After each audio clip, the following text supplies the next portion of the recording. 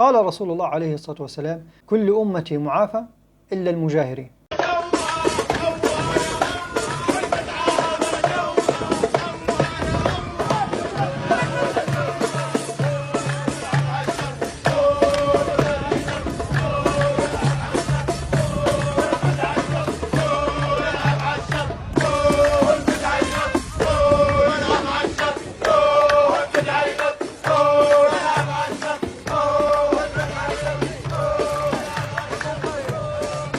الله المستعان. إلى أي حال وصلنا اليوم؟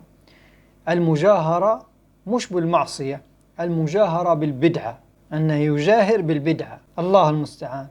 يعني شوفوا كيف يستهزئون بدين الله عز وجل، وكأنهم يعاندون الله عز وجل حينما يقول البدعة ويتفاخر بالبدعة. أنت تتفاخر على من؟ وأنت تعاند من؟